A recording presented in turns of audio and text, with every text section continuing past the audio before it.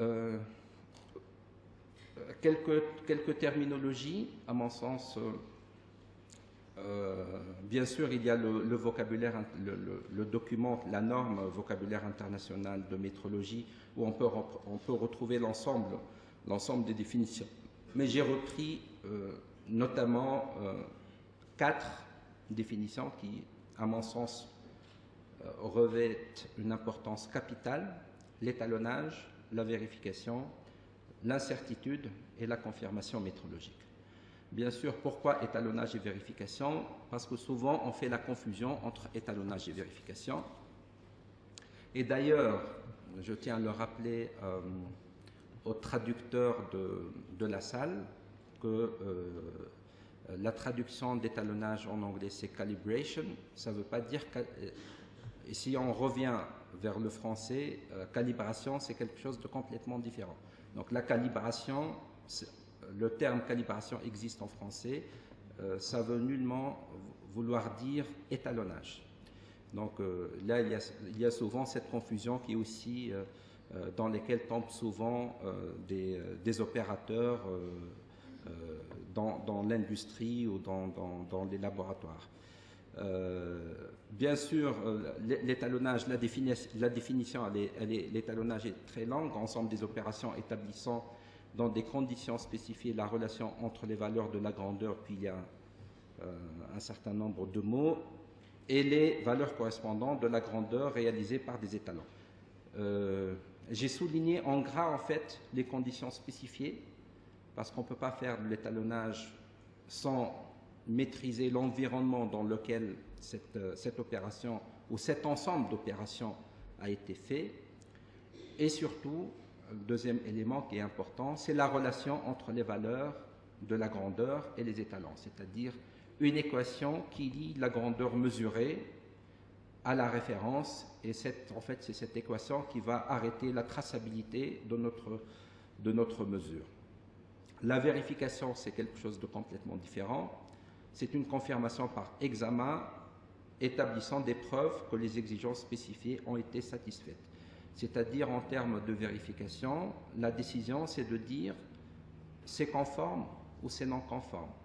Donc, à la limite, on n'a pas besoin de connaître le résultat. Bien sûr, il y a une certaine corrélation entre les deux. Il y aura d'autres diapositives qui vont nous permettre de voir un peu cette corrélation. L'incertitude, donc en fait, c'est un paramètre qui est associé au résultat de mesurage.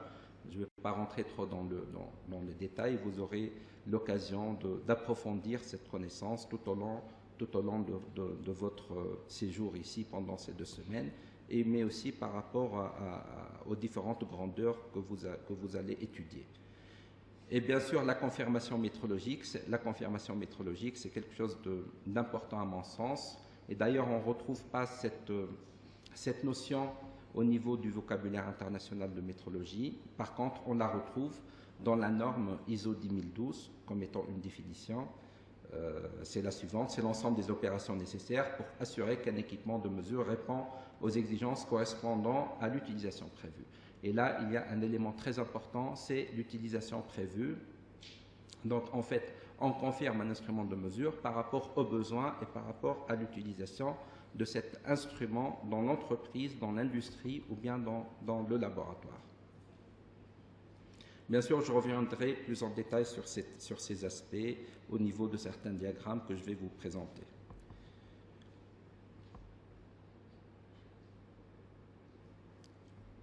Bon, à titre non exhaustif aussi, d'autres définitions.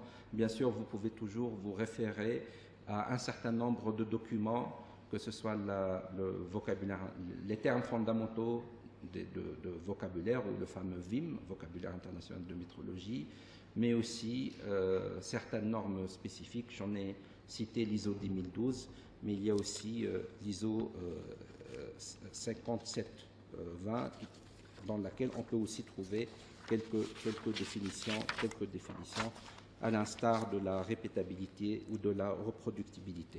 Pardon, c'est l'ISO 5725, partie 1, sachant que l'ISO 5725, elle comporte 6 parties.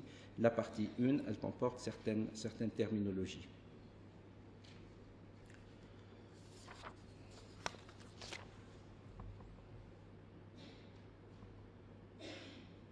nous sommes encore dans la première partie, généralité sur la métrologie, sur les essais. Je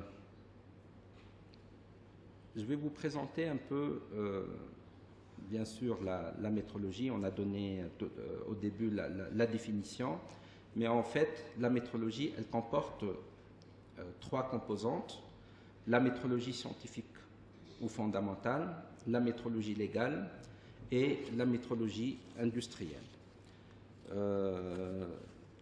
Ce matin, un des présentateurs a aussi donné ces définitions. Je voudrais quand même les rappeler succinctement. C'est l'occasion pour nos amis francophones puissent avoir quand même la traduction exacte. Bien sûr, la métrologie légale, c'est l'ensemble des procédures législatives, administratives et techniques établies par les autorités publiques ou en référence à elles et mises en application en leur nom afin de spécifier et d'assurer de façon réglementaire ou contractuelle le niveau approprié de qualité et de crédibilité des mesurages relatifs au contrôle officiel, au commerce, à la santé, à la sécurité et à l'environnement. Bien sûr, c'est la toute récente définition que l'OIML, d'ailleurs, a même mis sur son site web ou bien au niveau de ses brochures. La métrologie industrielle, c'est l'application de la métrologie aux activités dans les domaines de la production industrielle et des technologies y afférentes. La métrologie scientifique ou fondamentale, c'est la composante de la métrologie qui est relative aux unités de mesure et aux étalons primaires, les matérialisants, ainsi que les laboratoires qui conservent ces étalons. Bien sûr, ici, il y a un point important, c'est que cette segmentation de la métrologie en trois composantes, personnellement, je ne l'aime pas beaucoup parce que ces trois composantes sont, je dirais, intimement liées. Et d'ailleurs, il y a eu ces dernières années un certain débat au niveau des instances internationales par rapport notamment à la fusion de l'OIML avec le BIPM ou bien par rapport à ce qu'un institut national de métrologie au niveau d'un pays, est-ce qu'il doit assurer la fonction de métrologie légale et de métrologie scientifique ou pas. Donc ça reste toujours un débat.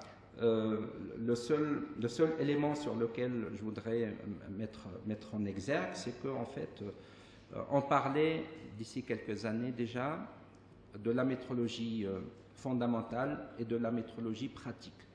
La métrologie pratique étant la composante qui couvrait à la fois la métrologie légale et la métrologie industrielle, sachant que déjà 20 années ou 30 années en arrière, l'État réglementait tout. Donc en fait, il n'y avait pas cette barrière qui séparait la métrologie légale et la métrologie industrielle.